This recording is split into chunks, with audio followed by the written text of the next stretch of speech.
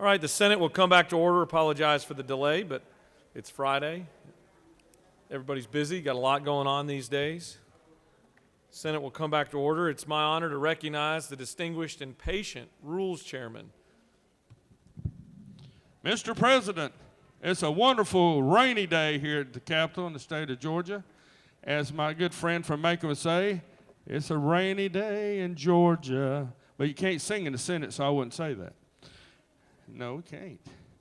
Mr. President, the journal's been read and found to be correct, except, wait a minute, let me say it right now. Oh, It sounds like an oxymoron. It's been read to be correct, except. However, I don't have anything to say, but where? Oh, okay, let me go over my script.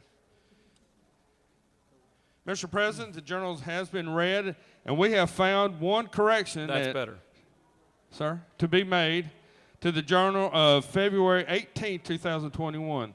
The correction relates to the report of the Committee of Education and Youth submitted that day, and I ask that you recognize the senator from the 54th, the chairman of the committee, to explain the correction. Chair recognizes the senator from the 54th. Thank you, President. I rise to make a correction to my report on the Committee on Education and Youth that was filed with the Secretary of the Senate on February 17 and reported to the Senate on February 18. The report stated that the Committee on Education and Youth recommended that SB 42 do pass by substitute LC 490396S. The report should have read that SB 42 do pass by substitute LC 490469S. Mr. President, at the appropriate time, I would like to make a motion to correct the journal to reflect the correct substitute. This is the appropriate time, and you are recognized for that motion. Mr. President, I ask for unanimous consent that the journal on February 18, 2021 be corrected to reflect that the report Committee of Education and Youth of that day be changed to reflect that SB 42 do pass by substitute LC 490469S. Mr. Secretary, can you please read the caption to Senate Bill 42? Senate Bill 42 by Senator Mullis of the 53rd and others. A bill to be entitled an act to amend Code Section 20-14-33 of the Official Code of Georgia Annotated relating to indicators of quality of learning in individual schools and school systems, comparison to state standards, rating schools and school systems, providing information and uniform definition of dropout and below grade level so as to provide that the school climate rating does not include discipline data and other purposes. That completes the order, Mr. President. Senator from the 54th has asked for unanimous consent that the Senate Journal from February 18th be corrected to reflect the report from the Committee of Education and Youth. Read Senate Bill 42 do pass by substitute LC 0469S. Is there objection? The chair hears none, and the journal is corrected as requested. Is there objection to dispensing with the reading of the journal? Chair hears none. The reading of the journal is dispensed with. Is there objection to the confirmation of the journal now? The chair hears none, and the journal is confirmed. All senators who have bills and resolutions, please bring them to the Secretary's desk at this time. Mr. Secretary, can you begin reading first reading of Senate bills and resolutions, please? Senate Bill 258 by Senator Harper of the 7th and others. A bill to be entitled an act to amend Code Section 43-51-6 of the OCGA relating to certification of operators of water or wastewater treatment plants and laboratory analysts. Renewal. Natural resources. Senate Bill 259 by Senator Mullis of the 53rd and others. A bill to be entitled an act to amend Article 4 of Chapter 11 of Title 16 of the OCGA relating to dangerous instrumentalities and practices so as to revise various laws pertaining Public to firearms. safety. Senate Bill 260 by Senator Harper of the 7th, a bill to be entitled an act to amend Code Section 2-12-80 of the OCGA relating to promulgation and adoption of rules and regulations. Natural resources. Senate Bill 261 by Senator Lucas of the 26th and others, bill to be entitled an act to amend Part 10 of Article 7 of Chapter 3 of Title 12 of the OCGA relating to the Georgia Music Hall of Fame Authority so as to remove expired provisions related to the issuance and review. Economic development. Senate Bill 262 by Senator Huffstetler of the 52nd, a bill to be entitled an act to amend Article 2 of Chapter 5 of Title 12 of the OCGA relating to control of water pollution and surface water use. So as Natural resources. Senate Bill 263 by Senator Rahman of the 5th and others, a bill to be entitled an act to amend Title 43 of the OCGA relating to professions and businesses so as to provide for the regulation of retail marijuana. Regulated industries. Senate Bill 264 by Senator Rahman of the 5th and others, a bill to be entitled an act to amend Title 31 of the OCGA relating to health so as to repeal the low THC oil patent Regulated registry. industries. Senate Bill 265 by Senator Anna Vitarse of the 31st and others. Bill to be entitled an act to amend Part 1 of Article 2 of Chapter 8 of Title 12, the OCGA, relating to solid waste management Natural generally. Resources. Senate Bill 266 by Senator Harbin of the 16th and others. A bill to be entitled an act to amend Title 20 of the OCGA relating to education so as to provide that it shall be unlawful for a public school or Education private and school. Youth. Senate Bill 267 by Senator Rahman of the 5th and others. A bill to be entitled an act to amend Chapter 3 of Title 47 of the OCGA relating to the teachers' retirement system of Georgia so as to provide that a retired member who elected... Retirement. Senate Bill 268 by Senator Summers of the 13th and others. A bill to be entitled an act to amend Article 4 of Chapter 11 of Title 16 of the OCGA relating to dangerous instrumentalities and practices so as to provide for protections against Judiciary. infringements.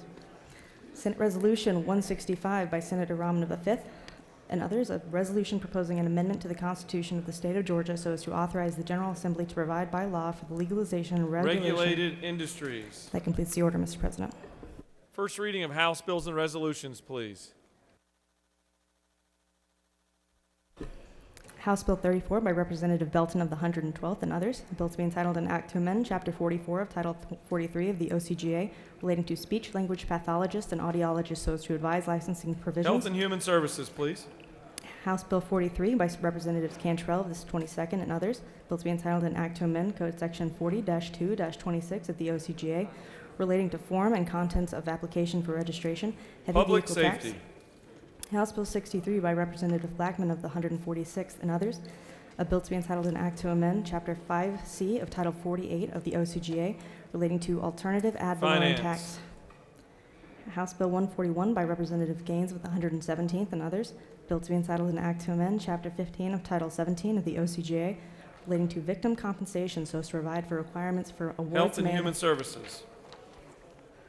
House Bill 218 by Representatives Ballinger of the 23rd and others. A bill to be entitled an act to amend Code Section 16-11-126 of the Official Code of Georgia Annotated. Public Safety. House Bill 442 by Representative Collins of the 68th and others. A bill to be entitled an act to amend Title 19 of the OCGA relating to domestic relations so as to provide for the management of social media and parenting plans. to provide for- Judiciary. House Resolution 119 by Representative Ralston of the 7th and others, a resolution recognizing United States Senator Johnny Isakson and dedicating a bridge in his honor and for other purposes. That completes the order. Transportation. That completes the order, Mr. President. Mr. Secretary, will you please read reports of standing committees?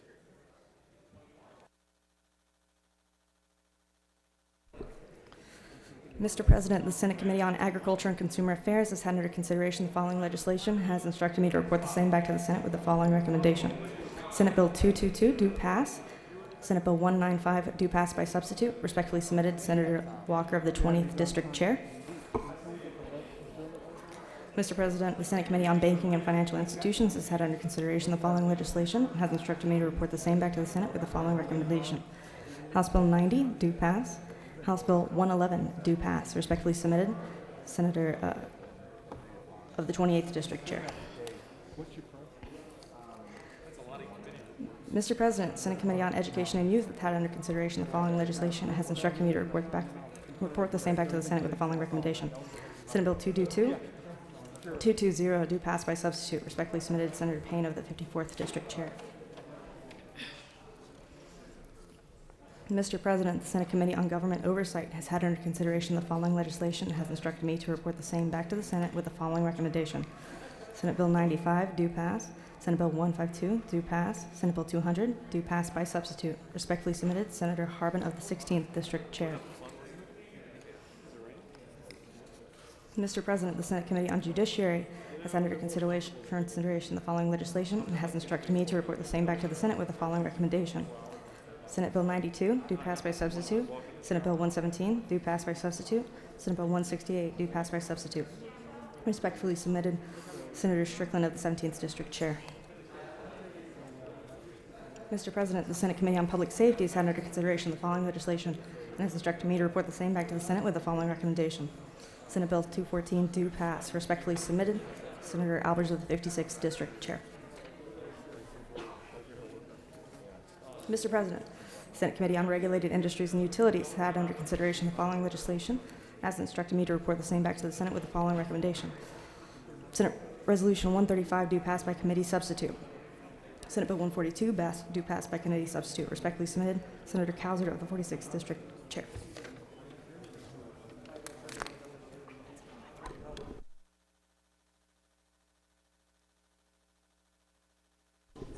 Mr. President, the Senate Committee on Science and Technology has had under consideration the following legislation, has instructed me to report the same back to the Senate with the following recommendation. House Bill 134 do pass. Senate Bill 210 do pass by substitute. Respectfully submitted, Senator Dolezal of the 27th District Chair.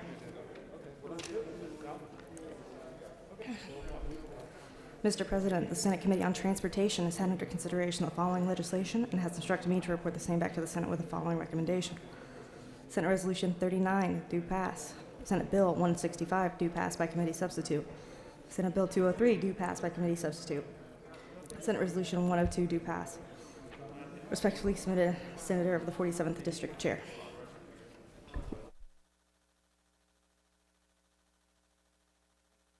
That completes the order, Mr. President.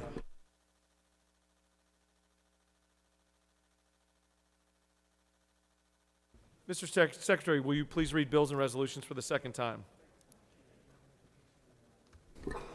Senate Bill 10 by Senator Jones of the 10th and others, J. Ms. Law, promoting illegal drag racing and laying drags, provide for an offense. Senate Bill 31 by Senator Huffsettler of the 52nd and others, indignant and elderly patients, establishment of pilot program to conduct a simulated exchange for healthcare facilities to purchase and sell charity care, credits to meet their charity care requirements, provide. Senate Bill 62 by Senator Tippins, the 37th, and others, election and primaries, name and designation of the precinct appears on every ballot, provide. Senate Bill 80 by Senator Kirkpatrick of the 32nd and others, ensuring transparency in Prior Authorization Act, enact. Senate Bill 112 by Senator Harbin of the 16th and others, life insurance, annual notification to policy owners and requested beneficiaries of the existence of such policies require.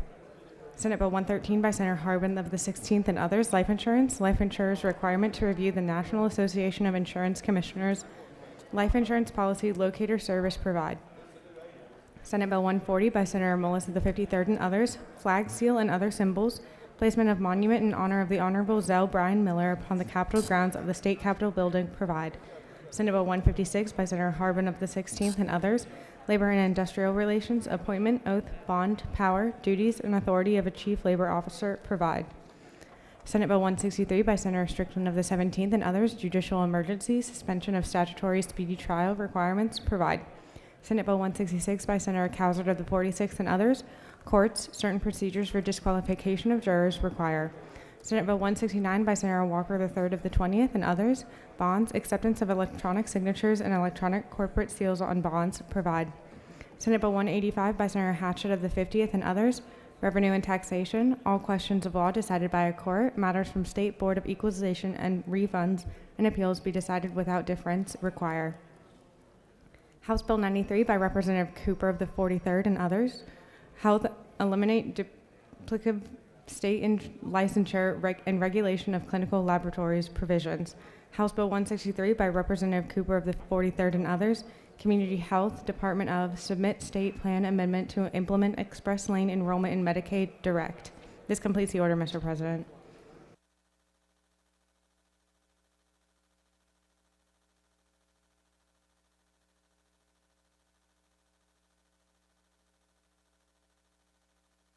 All right, it's time for morning roll call. Are there any motions to excuse?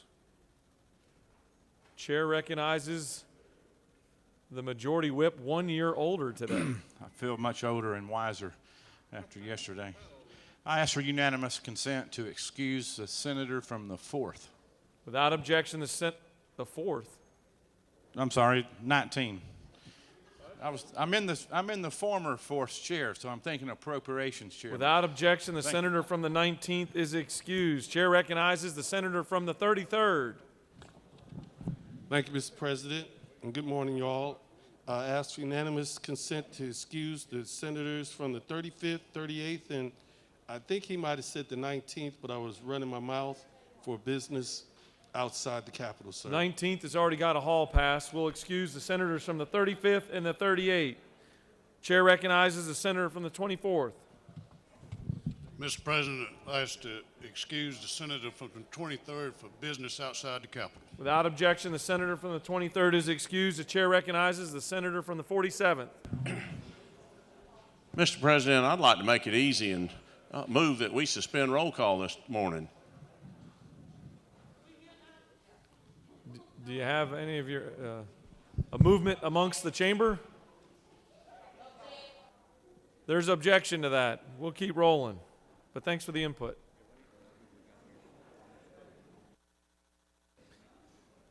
All right. Chair recognizes the senator from the 15th.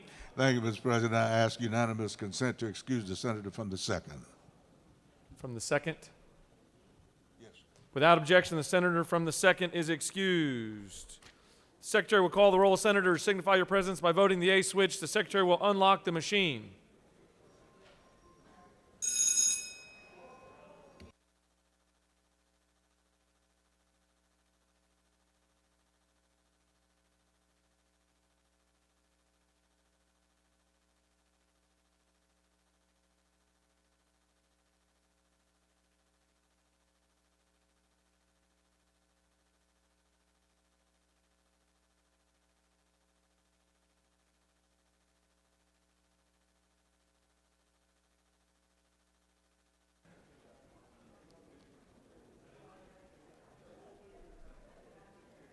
Have all senators voted their machines? I can actually answer that question.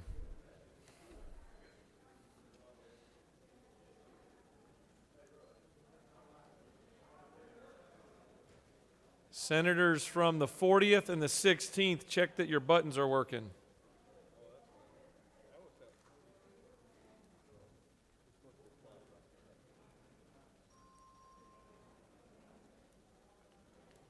Senator from the 16th, check that your button's working. There you go. Have all senators voted their presence? Mr. Secretary, please close the machine. Right, it's now time for morning devotional, and I'd ask that all senators take your seats and cease all audible conversations. Doorkeepers, please secure the chamber at this time. It's my honor to recognize our rules chairman to lead us in our Pledge of Allegiance and introduce to us our chaplain of the day. Thank you, Mr. President. If you'd join me in honoring our country, I pledge allegiance to the flag of the United States of America and to the republic for which it stands, one nation, under God, indivisible, with liberty and justice for all. And let's honor our state. I pledge allegiance to the principles for which it stands, wisdom, justice, and moderation. Got my mask on. You know, I have my mask on when I don't need to, and I don't have it on when I need to. So I'm sure none of you have that problem. But today I bring you a good man. He leads the people of Northwest Georgia in knowing Christ and being active in his community. Jason Thomas was raised in Chattanooga, Tennessee, which is actually just 7 miles from where I live, in a loving home where he was encouraged to openness to the gospel. Though saved at the age of 12 while visiting a local youth group, he never looked to the next step of growing his faith until after college. Never intended to become a pastor. He established a career in law. Yes, he is a lawyer, and a good lawyer. After graduating from the University of Cincinnati, who had a great football team this year, he experienced a call to the ministry. While serving as an assistant district attorney in Hamilton County, which is the Chattanooga area, this led him to become a part-time youth pastor, and then further to Southeastern Seminary, where he earned a Master of Divinity and became the lead pastor of the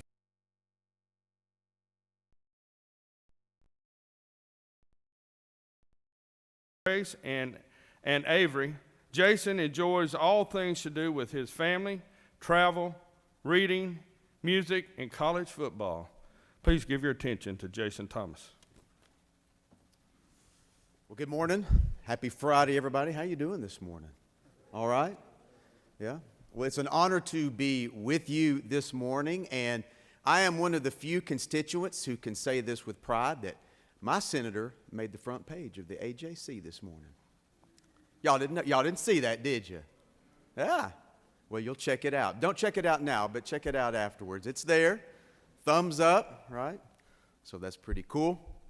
That's pretty cool. So it's great to be with you. I want to share just a quick word of encouragement, and I mean this. I actually even brought some cards. I hope that you will consider us as your spiritual partner to the north.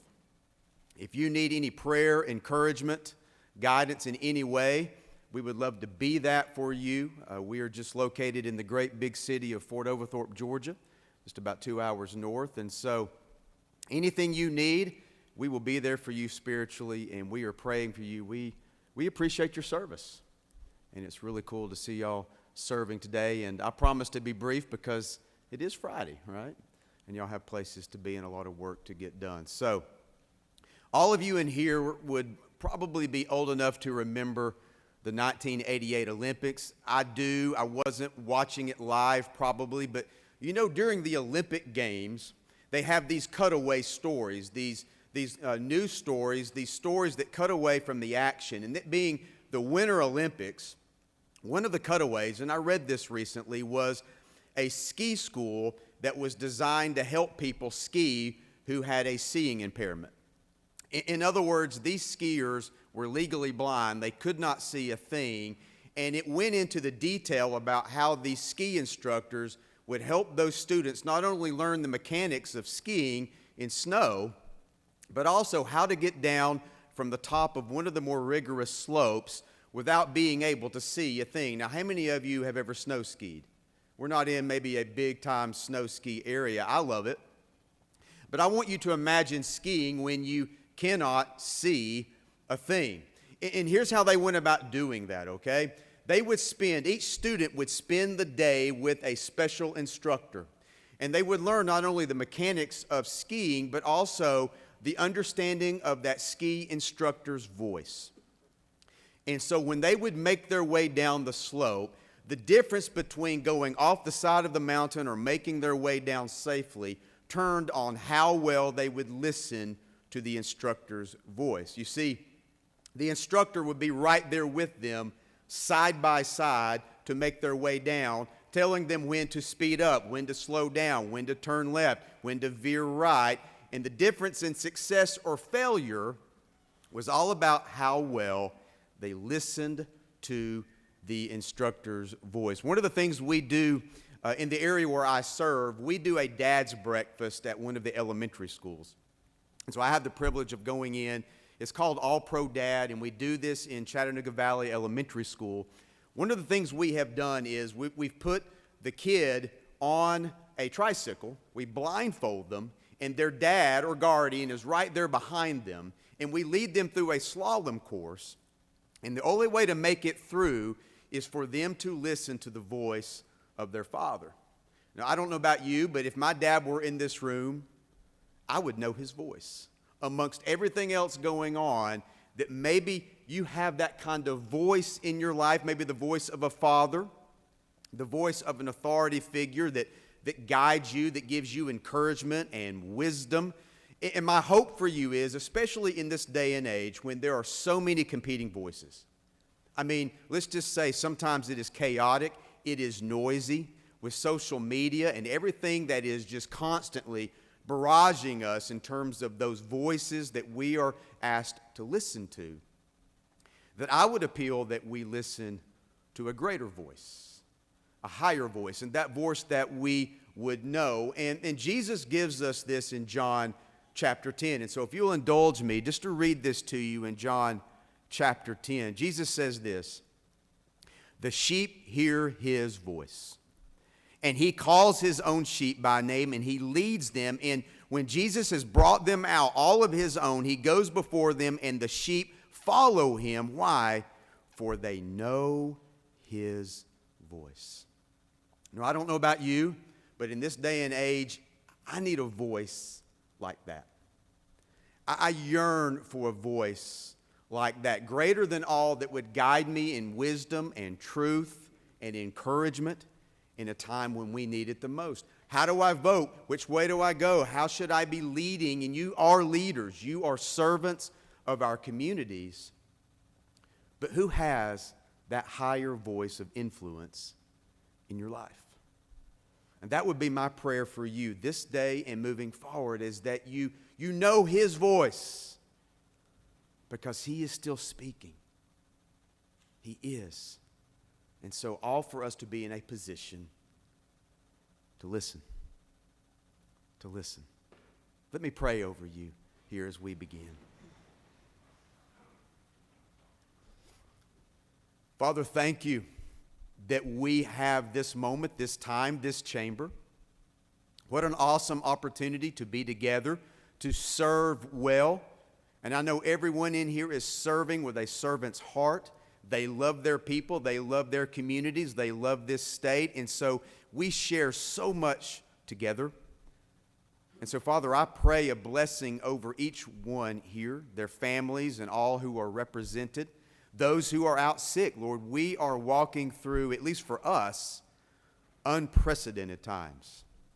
And so, Father, we need you. We cry out, Lord, that you would have mercy upon us. Forgive us when we fall short, but, Father, lift us up. And above all, Father, that voice that we need through your word, your spirit. Father, we need your voice in these days. Continue to speak. Give us the wisdom and the guidance, even the courage, because sometimes following your voice is not easy.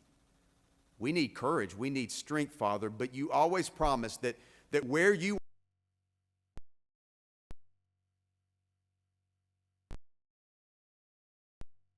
us. Thank you so much. We praise you in this. Now watch over us this afternoon with all the work that needs to be done. To be truthful, effective, efficient, Father, you will make it so. And you will bless this community. You will bless this state. We know that you will. We ask it. And in Jesus' name we pray. Amen. Hey, thank you so much. I know we're going to take pictures, but I really mean that. If you would like a card, just remember who I am. I will be that prayer partner for you, especially as a spiritual partner from the north.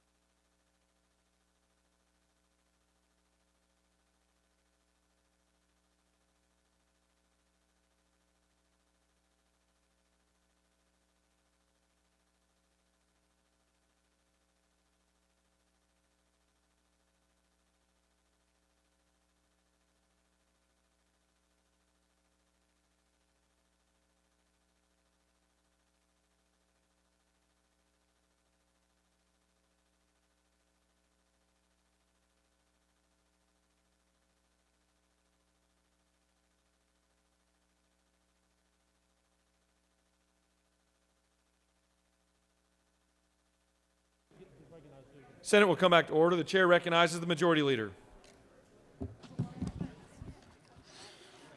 Mr. President, as you know, Senate Rule 3-1.2C establishes crossover day as Legislative Day 27. I would ask unanimous consent to suspend Rule 3-1.2C for the purpose of designating crossover day as Legislative Day 28 instead of Legislative Day 27. That day 28 would be on the calendar that we anticipate being Monday, March 8th. The majority leader has asked for unanimous consent to suspend Senate Rule 3-1.2C for the purpose of designating crossover day as Legislative 28. Is there objection? The chair hears none. The Senate has suspended its rules and designated crossover day as Legislative Day 28. Are there any other unanimous consents? Chair hears none. Does any senator wish to rise on a point of personal privilege? The chair recognizes the senator from the 32nd.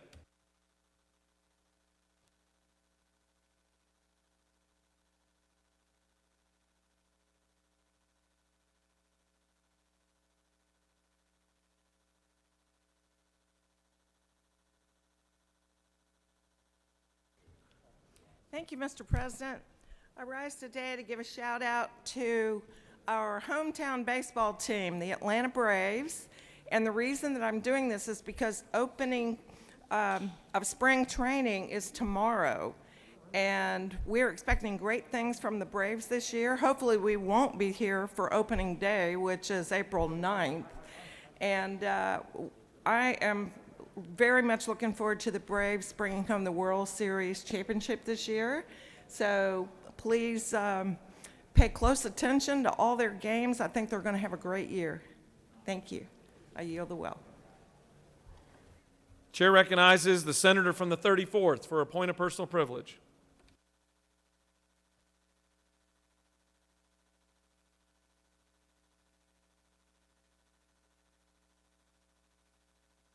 Thank you, Mr. President, members of the Senate. I rise with a heavy heart. On yesterday, I received a call from my neighbor sharing with me another one of our neighbors were found dead in their homes.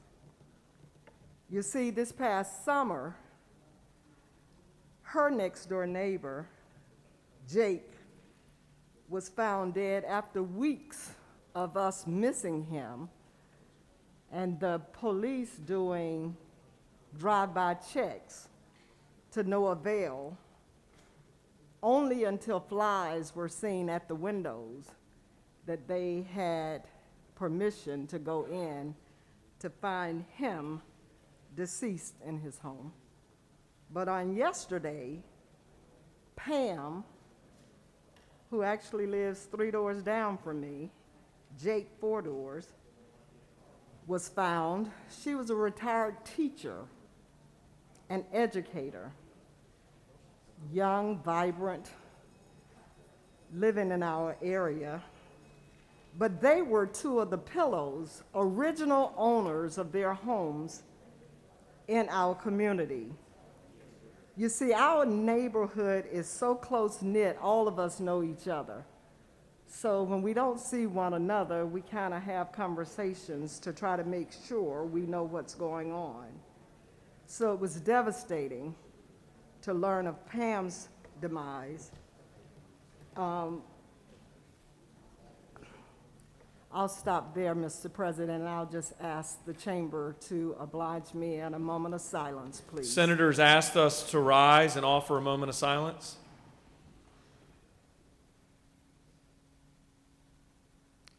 Amen. Thank you. Thank you. Chair recognizes the senator from the 45th for a point of personal privilege.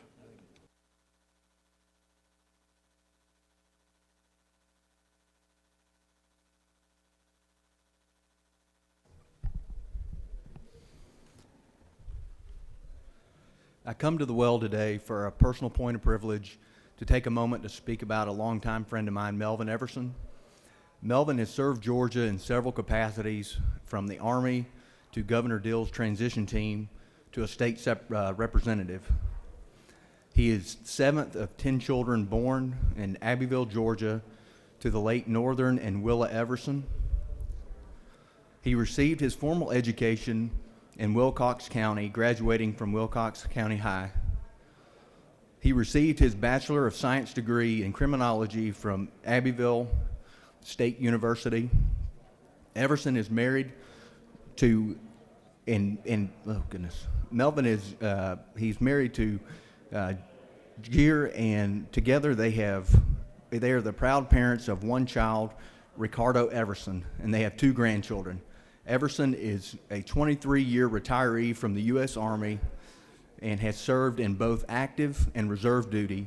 He was elected to the City Council in Snellville in 2001, and his council peers elected him Mayor Pro Tem for 3 consecutive years.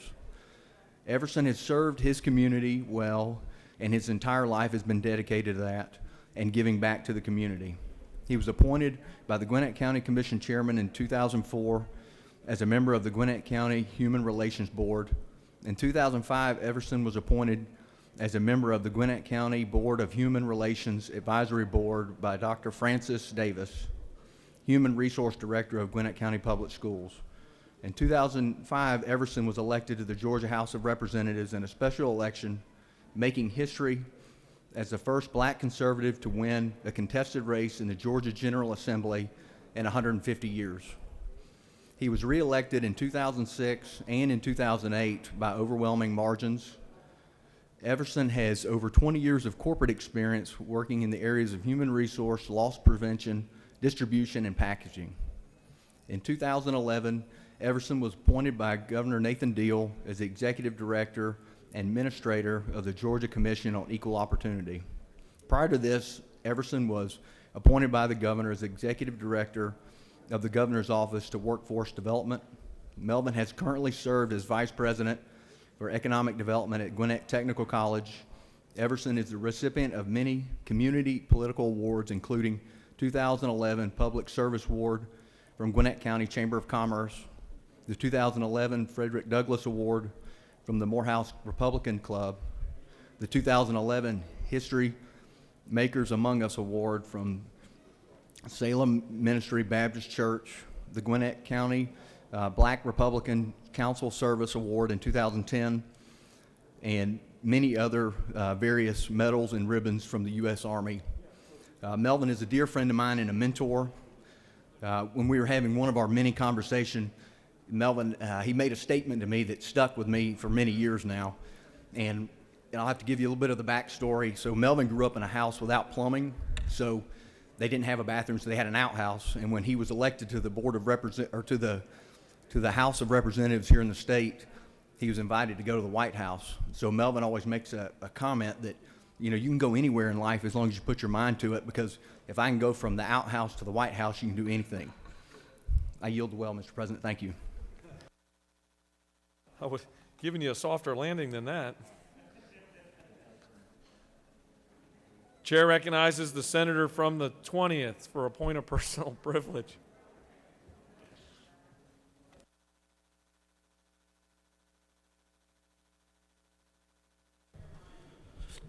Thank you, Mr. President. Good morning, colleagues. Today we come to the end of FFA week, and I wanted to talk a little bit about FFA. It was founded in 1928, initially called Future Farmers of America. It brought together students, teachers, and agribusiness to solidify support for agricultural education. Today, more than 700,000 student members are engaged in agricultural education activities across the country.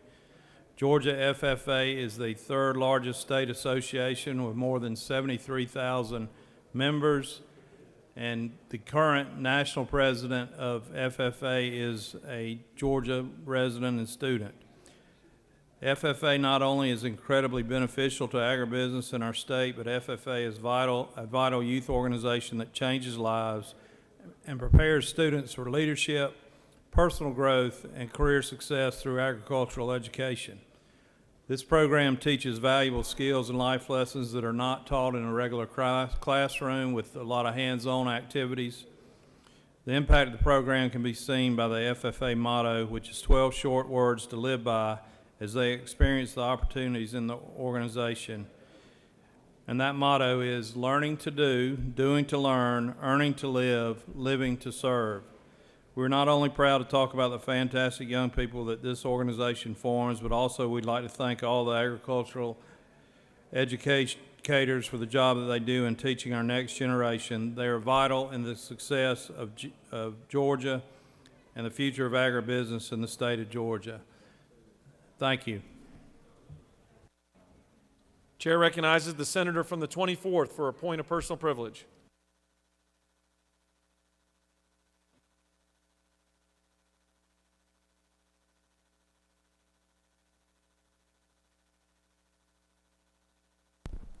Thank you, Mr. President.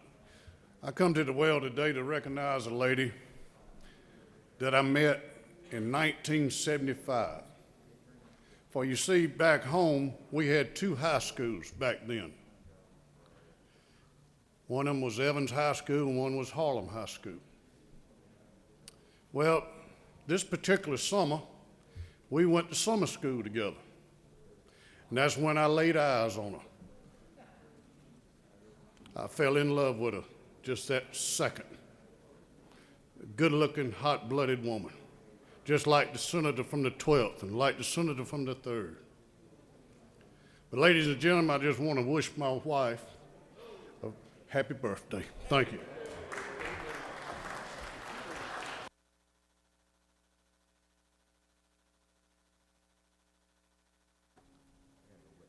All right, we're moving on. You've got a consent calendar of privileged resolutions before you. Does any senator wish to remove a resolution from the consent calendar? Chair sees none. Is there objection to adoption of the resolutions on the consent calendar? Chair hears none, and the resolutions on the consent calendar are adopted.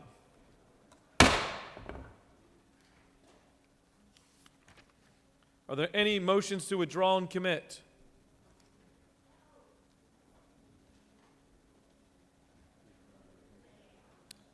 Chair recognizes the majority leader for a motion.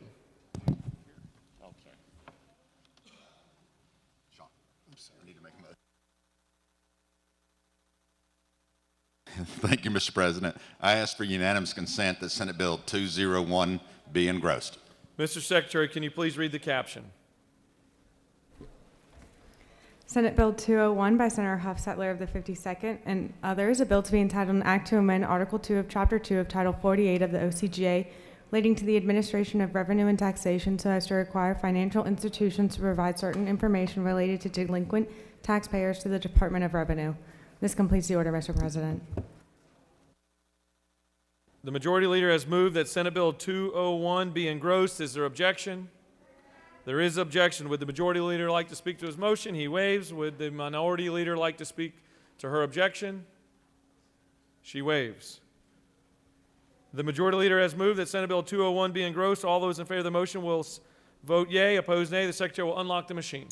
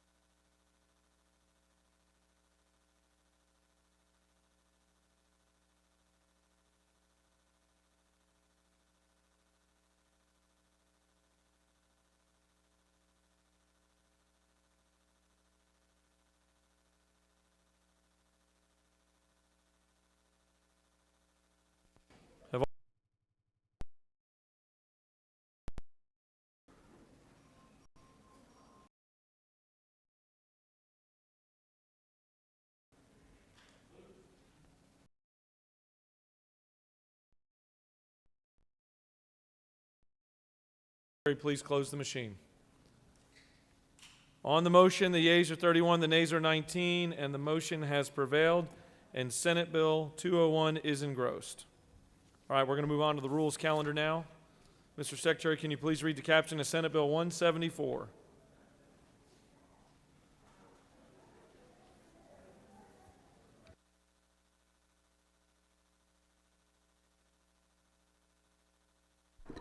Senate Bill 174 by Senator Gooch of the 51st and others, a bill to be entitled an act to amend Article 1 of Chapter 6 of Title 17 of the OCGA relating to general provisions regarding bonds and recognizances so as to authorize appointed judges who are fulfilling a vacancy of an elected judge to issue an unsecured judicial release under certain circumstances.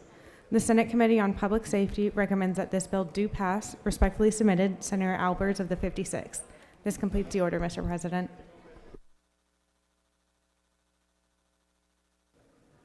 Chair recognizes the senator from the 51st to speak to Senate Bill 174.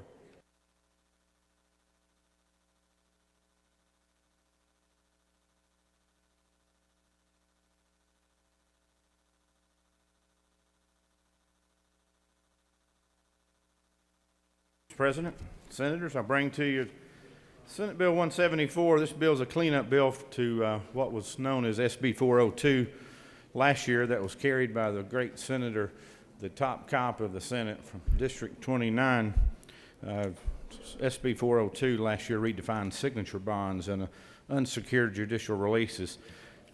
While drafting that bill, the term appointed judge fulfilling a vacancy of an elected judge was inadvertently left out of that code section last year. So this just cleans that up. That's all it is one pager. So I would encourage your favorable consideration for this bill. Mr. President, I'll yield the will. You have no questions. Any other senator wish to speak for or against Senate Bill 174? Chair sees none. Is there objection or agreeing to the report of the committee which is favorable to the passage of the bill? The chair hears none. The report of the committee is agreed to. Is there objection to the main question being ordered? Chair hears none and the main question is ordered. Questions on the passage of the bill. All those in favor vote yea. Opposed nay. The secretary will unlock the machine.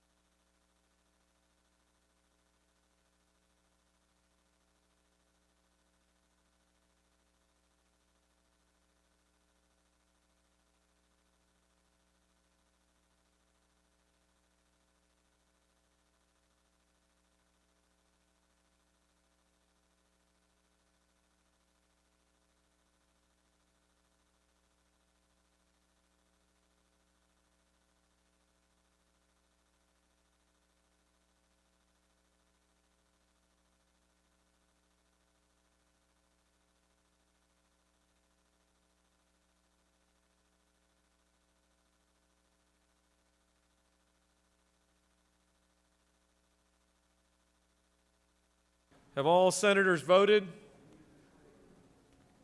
Have all senators voted? Mr. Secretary, please close the machine. On the passage of the bill, the yeas are 50, the nays are 0. This bill, having received the requisite constitutional majority, is therefore passed.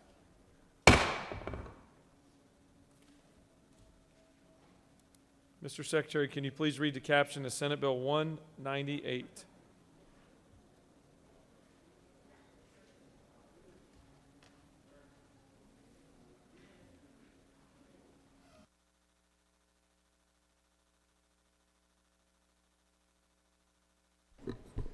Senate Bill 198 by Senator Harper of the 7th and others, a bill to be entitled an act to amend Chapter 2 of Title 35 of the OCGA relating to the Department of Public Safety so as to provide for substance and per diem allowances, to provide for receipt of badge and duty weapon upon retirement.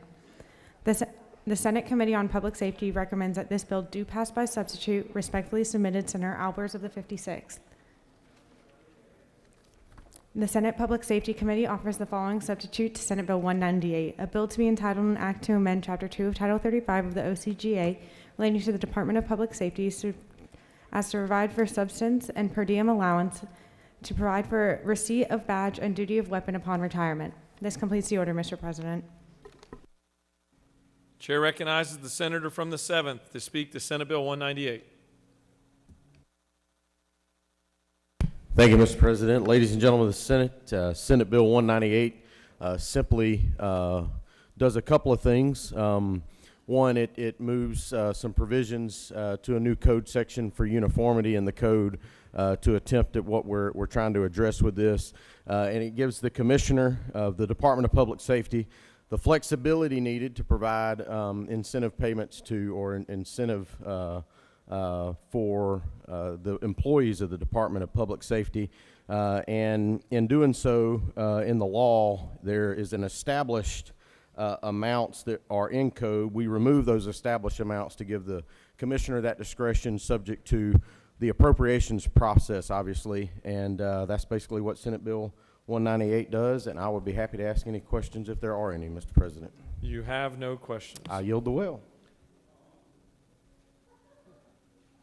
Does the chair need to recognize the rules chairman to speak to the measure? Does any of the senator wish to speak for or against Senate Bill 198? The chair sees none. The question's on the adoption of the committee substitute. Is there objection to adoption of the committee substitute? Chair hears none, and the committee substitute is adopted. Is there objection to agreeing to the report of the committee which is favorable to the passage of the bill? The chair hears none. The report of the committee is agreed to. Is there objection to the main question being ordered? The chair hears none, and the main question is ordered. Questions on the passage of the bill by substitute. All those in favor vote yea. Opposed, nay. The secretary will unlock the machine.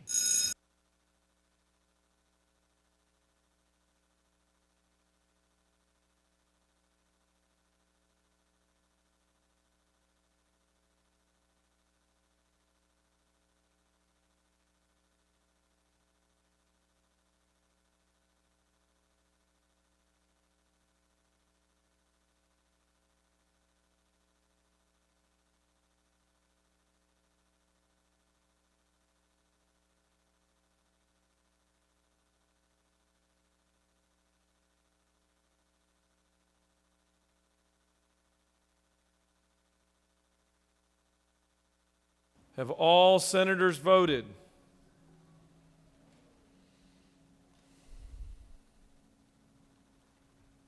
Hallway clear? Got a thumbs up. Mr. Secretary, please close the machine. On the passage of the bill, the yeas are 48, the nays are 0. This bill, having received the requisite constitutional majority, is therefore passed by substitute.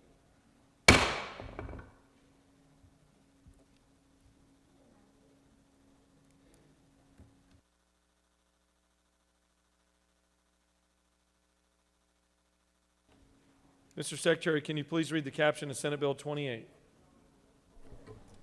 Senate Bill 28 by Senator Hatchett of the 50th and others, a bill to be entitled an act to amend Chapter 11 of Title 15 and Title 19 of the OCGA relating to the Juvenile Code and Domestic Relations, so as to strengthen, clarify, and update provisions relating to the protection of children, to require annual training for juvenile court intake officers, to provide for the consideration of evidence, including hearsay evidence in juvenile proceedings.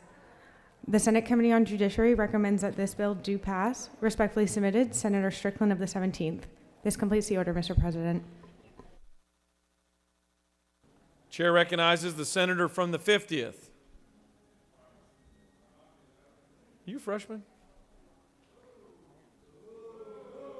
The freshman senator from the 50th to present Senate Bill 28. Thank you, Mr. President.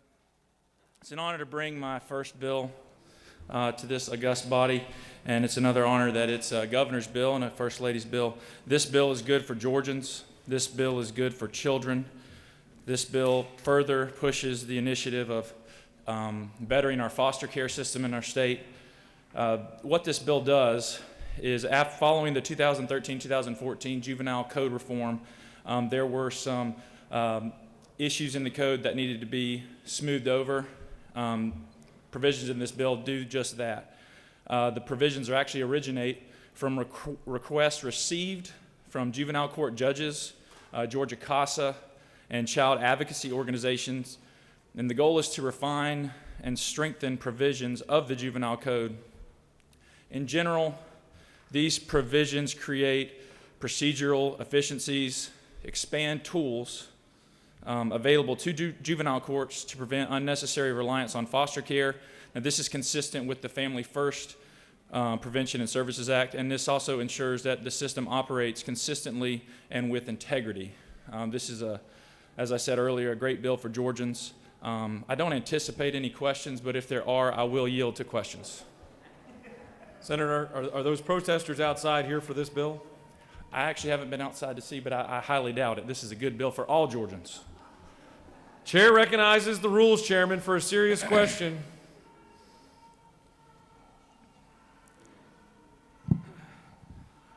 Thank you, Mr. President. Senator Yield. I do. Are those the same protesters that were outside our condo last night? It sounds a lot like them. It could be for you.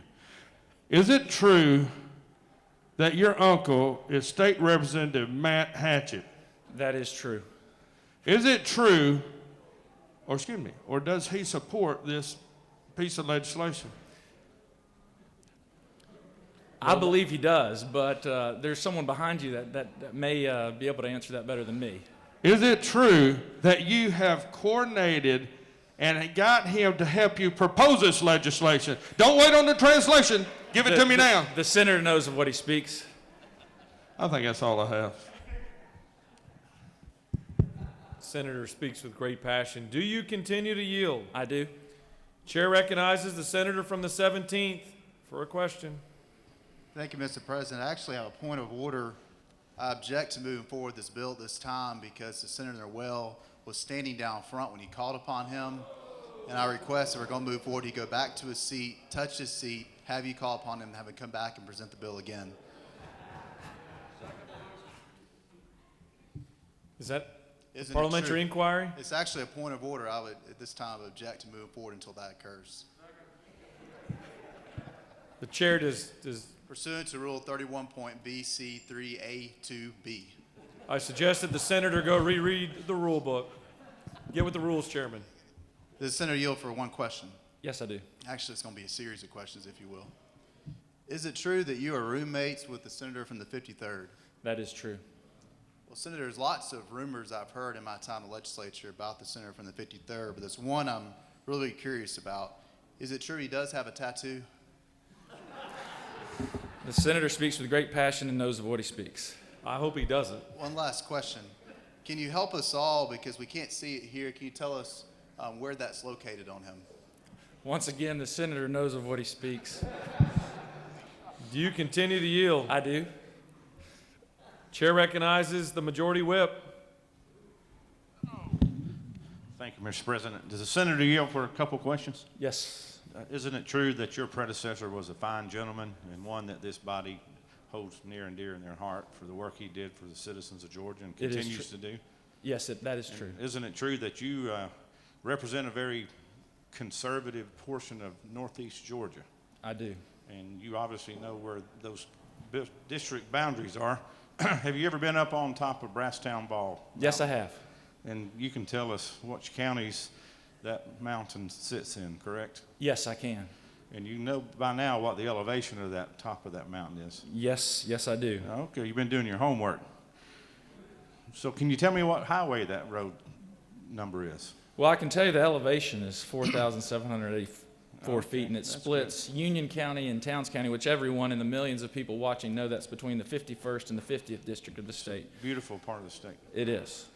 So what highway is Brasstown Ball Mountain located?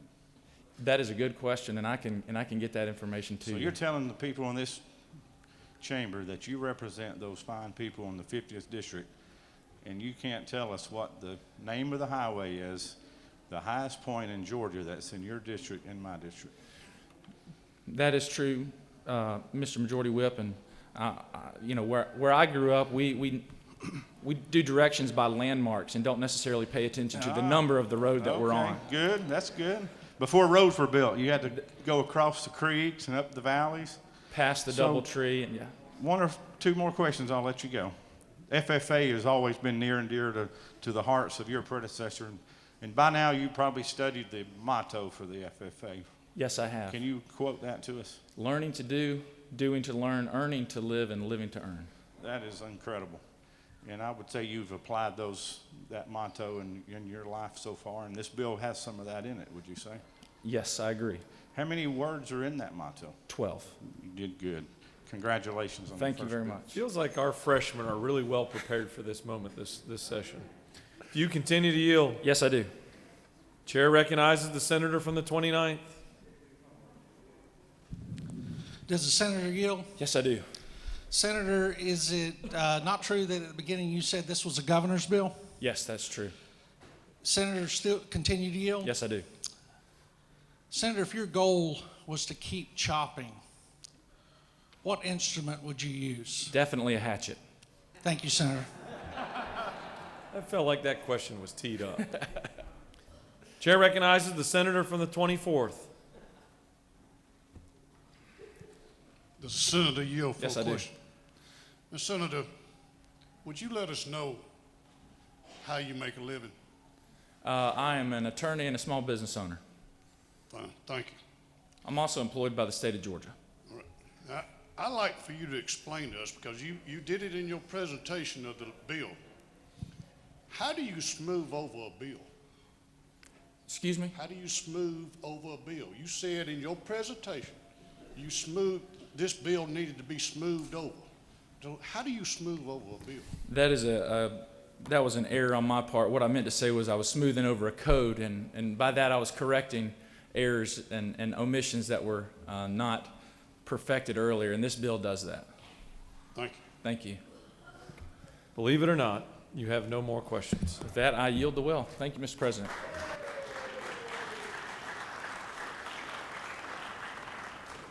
Does any other senator wish to speak for or against this bill?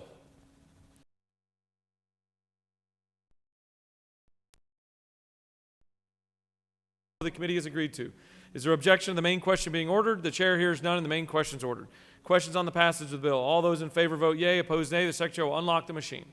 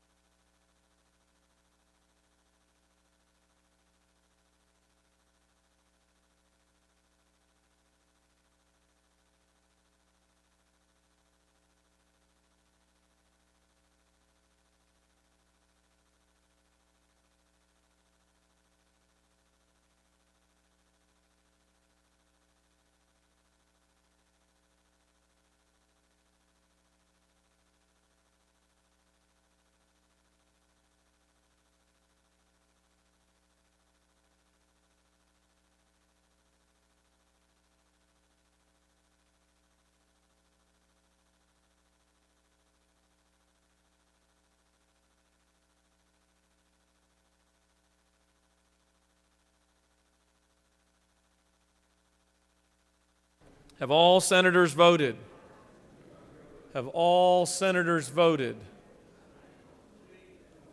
Mr. Secretary, please close the machine. On the passage of the bill, the yeas are 49, the nays are 0. This bill, having received the requisite constitutional majority, is therefore passed. Congratulations, Senator. They won't all be that easy. Mr. Secretary, can you please read the caption of Senate Bill 85? Senate Bill 85 by Senator Albers of the 56th and others, a bill to be entitled an act to amend Code Section 16-5-61 of the OCGA, leading to hazing so as to provide for an expanded definition of hazing, provide for inclusion of minors as the subject of hazing. The Senate Committee on Judiciary recommends that this bill do pass by substitute. Respectfully submitted, Senator Strickland of the 17th. Senate Judiciary offers the following amendment to substitute Senate Bill 85, a bill to be entitled an act to amend Code Section 16-5-61 of the OCGA, relating to hazing so as to provide for an expanded definition of hazing, to provide for inclusion of minors as the subject of hazing, to provide for penalties, to provide for the Attorney General to bring civil actions against certain organizations regarding hazing incidents. Senate Amendment 1 by Senators Albers of the 56th and others, offering the following Amendment 1 to amend committee substitute Senate Bill 85 by adding on line 72 after the word who, the words is 17 years or older, adding on line 76 after the word who, the words is 17 years or older. This completes the order, Mr. President. Chair recognizes the senator from the 56th to present Senate Bill 85.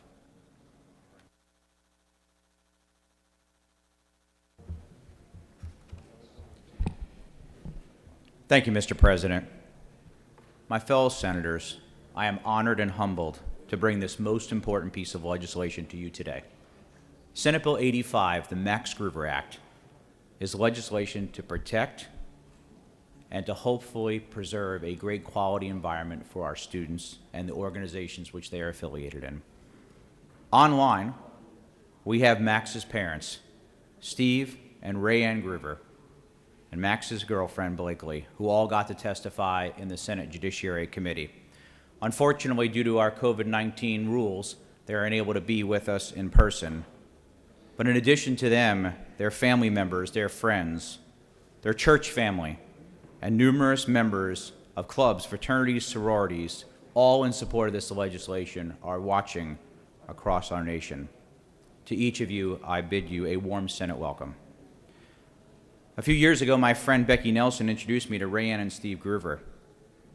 When I first met, I had to let them know that I myself was a member of Sigma Phi Epsilon fraternity and a proud member of the alumni board for many years, and both my sons are in the fraternity. I also was a proud member of the marching band. They understood all this and were very gracious in their mission. You see, their son Max lost his life in a preventable hazing incident in 2017. Max was full of life. He was a son, a brother, a friend to all with a bright future that was cut way too short. His parents started the Max Gruber Foundation and have created a legacy. I'm wearing a bracelet today, as thousands of others are, in honor of their work to educate, create accountability and transparency for these organizations. Every day, they are making a difference in honoring Max with their tireless work. The courage of the Gruvers is overwhelming to me, and I hope is an inspiration to all of us and the thousands of lives they are touching. This bill, the Max Gruber Act, will ultimately save lives and protect our youth. Since it's been recorded, over 200 young women and men have lost their lives in hazing incidents, from intentionally bodily harm, excessive drinking, drugs, and extreme actions in organized groups both on and off campus. Now, most sororities, fraternities, bands, and clubs are good. They provide treasured friendships, positive experiences, have higher graduation rates and GPAs, do incredible service projects in our community. However, there's also been abuse, and some of it has been covered up in order to prevent from negative press and perceptions. Today, we shine a light on this issue of hazing with the Max Gruber Act. Let me take you through this bill. It makes important changes and updates to our law. First, it defines hazing in more detail and establishes higher penalties, specifically if you are forced into a situation which causes bodily harm or death. It raises this to a felony and a fine amount of up to $50,000. Second, it creates a misdemeanor criminal penalty for failing to render reasonable assistance. However, at the very same time, it offers protection to those who act in good faith in a timely manner to prevent these crimes, very similar to the great work that the senator from the 46th and the 32nd and others did when we had issues with the opioid epidemic to make sure we got the help to those folks that needed it. It also provides the Attorney General of our state to bring civil action against these organizations related to hazing with the goal of prompting more governance and oversight by alumni boards and national organizations who have a duty and responsibility to be involved. And lastly, we have our colleges and universities provide a public report of those hazing violations so there can be much needed transparency. I call this the truth in advertising part of the bill, so parents and students alike can be informed. Now, this bill excludes two groups. One are NCAA sports. They are governed under their own rules and regulations. The second part it excludes is ROTC, Corps of Cadets, and other military programs, as they are governed by the Department of Defense. This is a bipartisan bill which passed this chamber last year unanimously, and unfortunately, due to the COVID-19 pandemic and our legislative suspension of time, was unable to make it over the goal line. But this year, we can make it the law. You have an amendment, and I want to thank the senator from the 41st, who is just doing a terrific job in this chamber, who pointed out a much-needed amendment that we worked on together in great fashion, which simply adds on two separate areas of a felony that this would apply to those who are 17 years or older, an adult in the state of Georgia. Thank you, Senator, and I appreciate your work on this bill. This is great teamwork. It's compromise. It's the way legislation works best, and I want to thank the governor's office for their help, the lieutenant governor and his office for all of their help. Many of you in this room are universities and colleges who gave us much needed wisdom and input. The prosecuting attorneys, GTLA, very specifically the chairman of the 17th, who leads our Judiciary Committee, as well as subcommittee chairman, the senator from the 18th. All these organizations have come together, and I'm asking today for you to vote in honor and memory of Max Groover, his family, and all of those who have rallied to make a real difference.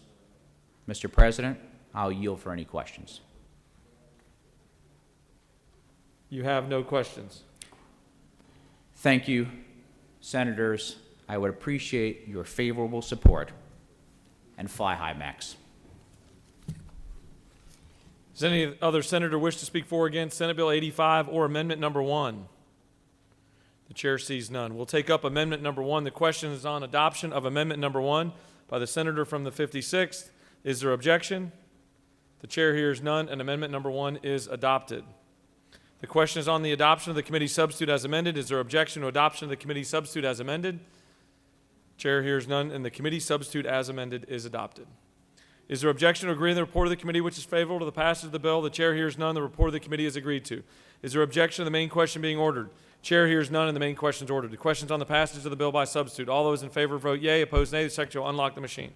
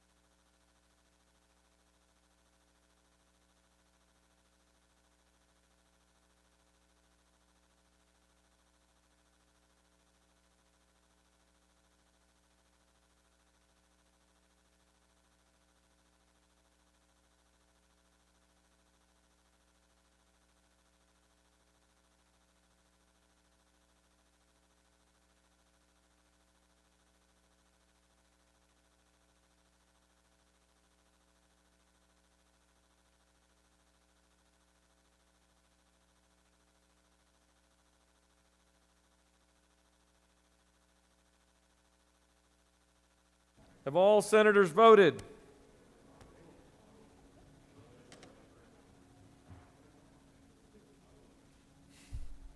hurt yourself now.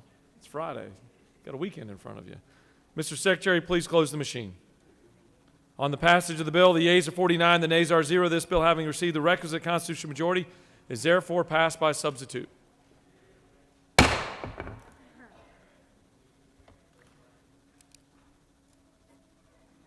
Mr. Secretary, can you please read the caption of Senate Bill 201? Senate Bill 201 by Senator Huffstetler of the 52nd, a bill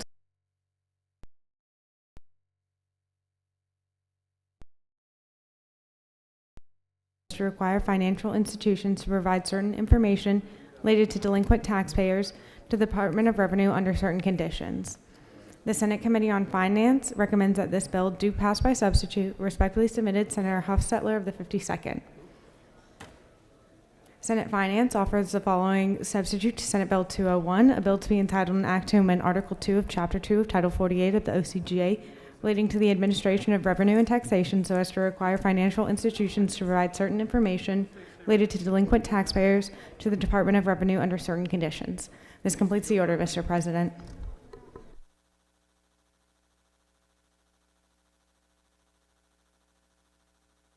Chair recognizes the senator from the 52nd to present Senate Bill 201.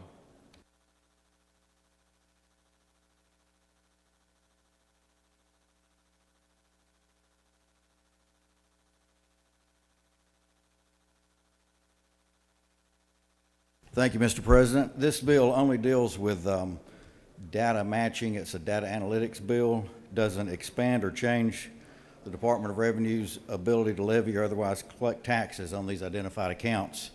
What we have is that now they have to go to a lot of different banks, sending out letters, trying to find out where assets are at, and these are on people that have already exhausted all their appeals. They owe the money to the state of Georgia and just simply refusing to pay. And we already have this technology used in our Department of Human Services. They had done an upgrade 2 or 3 years ago and put them on this platform. They're using it now to get child support and other revenue that's owed. And it's actually used in 50 states, and about a dozen states already use this with the Department of Revenue to collect these assets. So I guess to put it simply, instead of this inefficient shotgun approach to going out to all these banks, we're using a very efficient rifle approach that will identify where the assets are at, and only that bank will be bothered with this request. If there's no questions, I'll yield the well. You have no questions. Thank you. Does any other senator wish to speak for or against Senate Bill 201? The chair sees none. The question is on the adoption of the committee substitute. Is there objection to adoption of the committee substitute? Chair hears none, and the committee substitute is adopted. Is there objection to agreeing to the report of the committee, which is favorable to the passage of the bill? The chair hears none. The report of the committee is agreed to. Is there objection to the main question being ordered? Chair hears none, and the main question is ordered. Questions on the passage of the bill by substitute. All those in favor vote yea. Opposed, nay. The secretary will unlock the machine.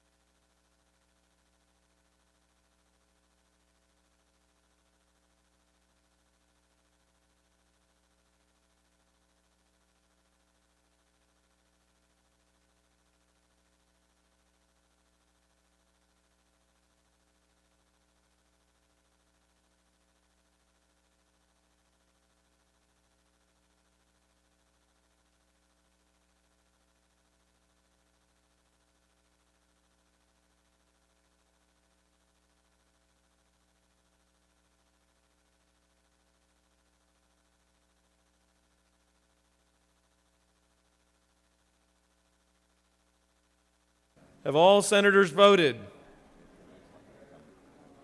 Mr. Secretary, please close the machine. On the passage of the bill, the yeas are 47, the nays are 1. This bill, having received the requisite constitutional majority, is therefore passed by substitute.